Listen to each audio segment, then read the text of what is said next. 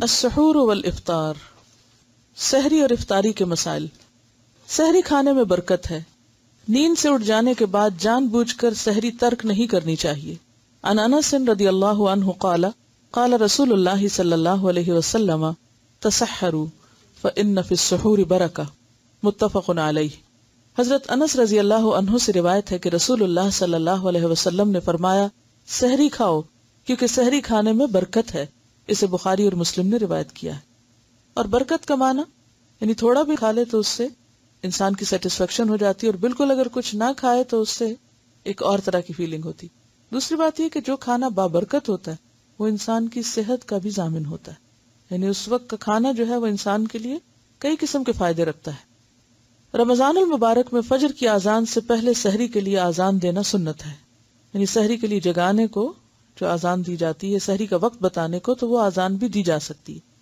عن عائشہ رضی اللہ عنہا ان بلالا رضی اللہ عنہ کان یؤذن بلیل فقال رسول اللہ صلی اللہ علیہ وسلم کلوا واشربوا حتى يؤذن ابن ام مکتوم فانه لا يؤذن حتى يطلع الفجر، متفق علیہ۔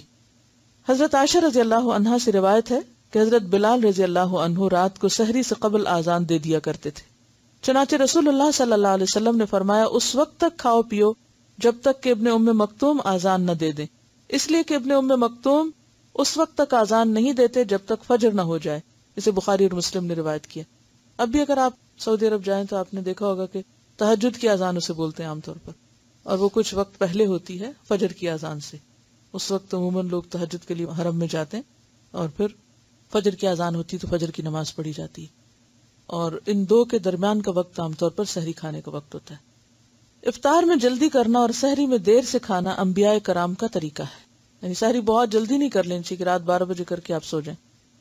عن ابی الدرداء قال قال رسول اللہ صلی اللہ علیہ وسلم ثلاث من اخلاق النبوة تعجیل الافطار وتأخیر السحور ووضع الیمین علی الشمال فی الصلاة، رواہ الطبرانی۔ حضرت ابو درداء رضی اللہ عنہ روایت کرتے ہیں کہ رسول اللہ صلی اللہ علیہ وسلم نے فرمایا 3 باتیں اخلاق نبوت میں سے ہیں، یعنی نبیوں کا طریقہ رہی ہیں۔ نمبر 1 روزہ جلدی افطار کرنا، اور جلدی سے مراد سورج غروب ہوتے ہی، وقت ہونے کے فوراً ساتھ ہی۔ نمبر 2 سحری دیر سے کھانا، یعنی آخری وقت میں کھانا، وقت کے بعد نہیں، وقت تک۔ نمبر 3 نماز میں دایاں ہاتھ بائیں ہاتھ کے اوپر رکھنا، اسے طبرانی نے روایت کیا ہے۔ سحری کھاتے اذان ہو جائے تو کھانا فوراً ترک کرنے کی بجائے جلدی جلدی کھا لینا چاہیے، یعنی ایک دم ابرپٹلی سٹاپ نہیں کرنا چاہیے۔ عن ابی ہریرہ رضی اللہ عنہ قال قال رسول اللہ صلی اللہ علیہ وسلم اذا سمع احدکم النداء والاناء على يده فلا يدعه حتى يقضي حاجته منه، رواہ ابو داود۔ حضرت ابو ہریرہ رضی اللہ عنہ سے روایت ہے کہ رسول اللہ صلی اللہ علیہ وسلم نے فرمایا جب کوئی آدمی اذان سنے اور پینے کا برتن اس کے ہاتھ میں ہو تو اسے فوراً نہ رکھ دے بلکہ اپنی ضرورت پوری کر لے، اسے ابو داؤد نے روایت کیا۔ اب دیکھیے کہ کتنی حکمت ہے، کھانے کی وجہ پینے کا برتن کہا گیا ہے، کیونکہ یا تو آخر میں پانی پیتے ہیں یا چائے پیتے ہیں، تو چائے پیتے وقت یعنی بازو کو تھوڑی سی رہتی ہے تو اس کو اذان ہوتے ہوتے مکمل کر لیں، لیکن یہ نہیں کہ ایک کپ پینے کے بعد ایک اور بھی انڈیل لیں۔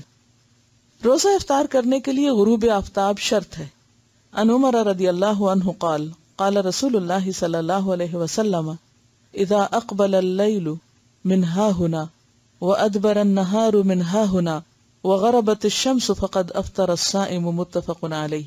حضرت عمر رضی اللہ عنہ کہتے ہیں رسول اللہ صلی اللہ علیہ وسلم نے فرمایا جب رات آ جائے، دن چلا جائے اور سورج غروب ہو جائے تو روزہ دار روزہ کھول لے، اسے بخاری اور مسلم نے روایت کیا ہے۔ دوران سفر جہاز پر سوار ہوتے وقت اگر روزہ افطار کرنے میں 15 منٹ باقی ہوں لیکن پرواز کی مطلوبہ بلندی پر پہنچ کر سورج 1 گھنٹے بعد غروب ہوا تو روزہ بھی 1 گھنٹے بعد ہی افطار کیا جائے گا۔ اسی طرح سحری کے وقت کا تعین بھی حاضر جگہ اور مقام کے لحاظ سے کیا جائے گا۔ اس میں بہت دلچسپ بات ہے، ایسا ہوا کہ ایک مرتبہ رمضان میں سفر تھا تو لوگ فلائٹ پہ بیٹھے ہوئے تھے، تو جو ہی ابھی فلائٹ اٹھ رہی تھی تو افطار کا وقت ہو گیا، تو انہوں نے اعلان کر دیا کہ افطار کر لیں. لوگوں نے افطار کر لیا، اور جب فلائٹ سٹیبل ہوئی اوپر گئی تو سورج نظر آ گیا، اور لوگوں نے شور مچا دیا کہ ہمارا روزہ خراب کر دیا ہے، ابھی تو سورج غروب ہی نہیں ہوا.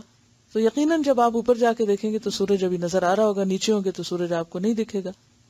تو بات یہ ہے کہ اگر تو ابھی جہاز نیچے ہی ہے اور اس وقت ہو چکا ہے اور آپ افطار کرتے ہیں تو آپ کا افطار درست ہے، بھلے 5 منٹ کے بعد اوپر جا کے آپ سورج دیکھتے ہیں، کیونکہ اس وقت کو شمار کیا جائے گا جب آپ اس خاص مقام پر تھے. کہ شریعت کے احکام زمان، مکان اور کیفیت اور کمیت اور وہ تمام چیزوں کو سامنے رکھ کے طے ہوتے ہیں. لیکن اگر افطار ہونے میں 5 منٹ تھے اور اتنے میں جہاز اوپر چڑھ گیا، اور اب وہ 5 منٹ